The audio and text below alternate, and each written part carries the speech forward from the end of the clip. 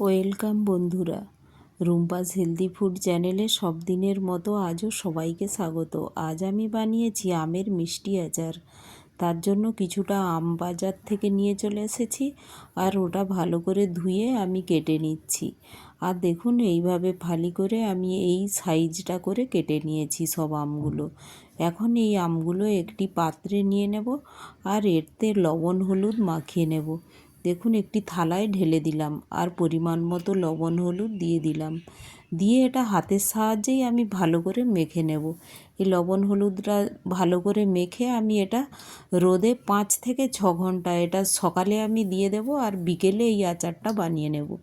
তো এখন 9:30 মতো বেজেছে, তো আমি দেখুন রোদ্দুরে দিয়ে দিয়েছি। তো এটা 7-8 ঘন্টা কন্টিনিউ রোদ লাগবে। এখন আমি ওটা বানানোর জন্য মশলাটা নিয়েছি কালো জিরে, জোয়ান, নিয়েছি মেথি, শুকনো লঙ্কা, পানমৌরি, ধনে, গোটা ধনে, মরিচ, আর নিয়েছি জিরে, গোটা জিরে। সবগুলোই আমি এটা শুকনো খোলায় রোস্ট করে নেব। তো এখন গ্যাসের ওভেনে আমি কড়াইটা বসিয়ে দিলাম, আর এই মশলাগুলো সব একসাথে আমি এই কড়াইয়ের মধ্যেই দিয়ে দেব। আর এইটা কন্টিনিউ আমি নেড়ে নেড়ে এটা আমি রোস্ট করে নেব। এদিকে আমটা দেখুন 6-7 ঘন্টা হয়ে গিয়েছে, এতটা শুকিয়েও গিয়েছে, তলায় একটু হালকা জল আছে। আর দেখুন এই মশলাটা এইভাবে নাড়তে নাড়তে যখন দেখব একটু ফেটে ফেটে আসছে, সেই ফাটাটা জাস্ট শুরু করবে, ওই অবস্থায় আমাকে কড়াইটা গ্যাসের ওভেনটা আমি বন্ধ করে দেব। কারণ যে টেম্পারেচার থাকে ওতেই হয়ে যাবে মশলাটা।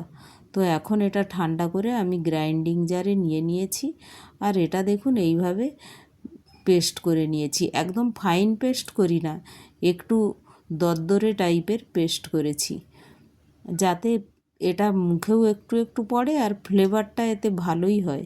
তো দেখুন এই মশলাটা আমার রেডি। এখন আমি আচার বানানোর জন্য আমটাও আমার শুকিয়ে গিয়েছে, তো কড়াই বসিয়ে দিলাম, দিয়ে দিলাম সরষের তেল, আর ফোড়নে দিয়ে দিলাম 5 ফোড়ন আর গোটা লঙ্কা কয়েকটা।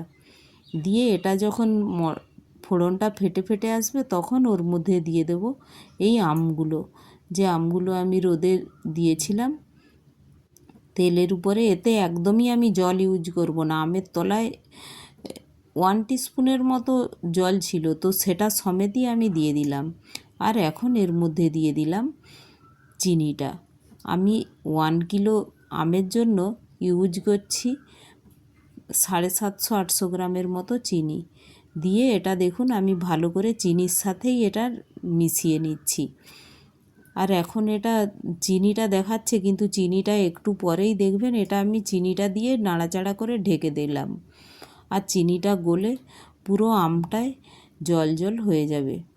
দেখুন এই সময় একটু পরেই এই চিনিটা কতটা গলে গিয়েছে, আর আমগুলো ওই চিনির যে রসটা গলে গিয়েছে চিনিটা, তাতেই এটা আমগুলো ডুবো ডুবো হয়ে গেছে। তো আমগুলো এই অবস্থায় এই চিনির যে রসটা ওঠতেই আমগুলো বয়েল হতে থাকবে। দেখুন আমগুলো অনেকটা সফট হয়ে গিয়েছে চিনির সাথে। কালারটা দেখছেন কতটা সুন্দর হয়ে গিয়েছে, লাইট লাইট লাইট কালার, স্বচ্ছ টাইপের লাগছে, কাঁচের মতো স্বচ্ছ স্বচ্ছ লাগছে। তো এগুলো দেখুন এইভাবে চিনির রসেই এটা ফুটতে ফুটতে এটা কুক হয়ে যাবে আমটা, আর পরে এটা আরও সফট হয়ে যাবে। তো এইভাবে আমি খুন্তির সাহায্যে দেখুন টিপছি, পুরো প্রেস করতেই এটা গলে গলে যাচ্ছে।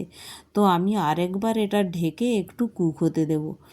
আর এখন দেখুন কতটা রস আছে, তো পরে এটা আর থাকবে না, এটা কুক হতে হতেই কমে যাবে। দেখুন এখন আরও একটু কমে গিয়েছে, আর অনেকটা বয়েলও হয়ে গিয়েছে।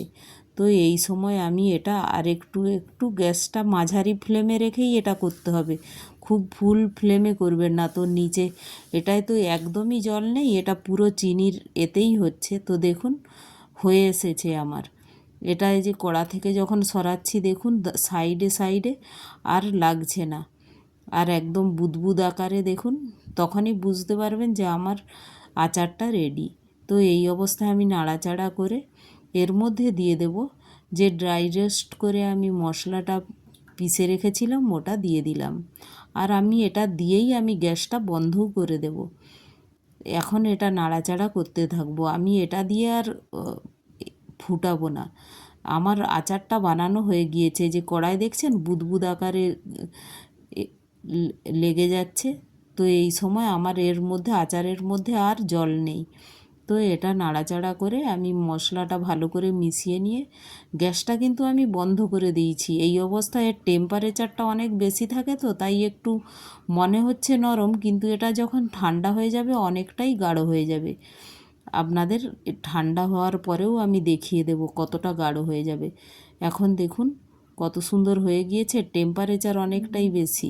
দেখুন ঠান্ডা হতে দিয়েছিলাম, কতটা দেখুন গাঢ় হয়ে গিয়েছে। তো এটা আমি স্টোর করে নেব। এটা আমি 3-4 ঘন্টা ঠান্ডা হতে দিয়েছিলাম। আবার এটা স্টোর করে আমি একটা কাঁচের জারে এটা স্টোর করে নেব। স্টোর করার পরেও এটা 3-4 দিন আমি রোদের মধ্যে একটু ঢাকনাটা খুলে একটু রোদের মধ্যে দেব। এখন দেখুন এই জারটা ধুয়ে আমি রোদ্দুরে শুকনো করে নিয়েছি, গরম জারটা। তো এই অবস্থায় আমি আচারটা এই বয়ামের মধ্যে ভরে নিচ্ছি। পুরো বয়ামটা আমি আচারে ভরে নেব। আর দেখুন এই আচারটা একটু মিষ্টি টক, খুব সুন্দর লাগে এই মিষ্টি আচারটা। তো অবশ্যই একবার বানাবেন। আর দেখুন আমার জারটা পুরোটাই ভরে গিয়েছে ওই আচারে। তো এটা আমি সারা বছরের জন্য স্টোর করে নিচ্ছি। এইভাবে যদি বানান দেখবেন পুরো বছর খুব সুন্দর থাকবে। আমার 8 বছরের আচার ঠিক এইভাবে কালারটা স্ট্রংও আছে, আর এইভাবেই টেস্টটার কোনো চেঞ্জ হয় না। তো অবশ্যই একবার বানাবেন। আর আমার রেসিপিগুলো ভালো লাগলে একটি লাইক, শেয়ার, সাবস্ক্রাইব করে দেবেন।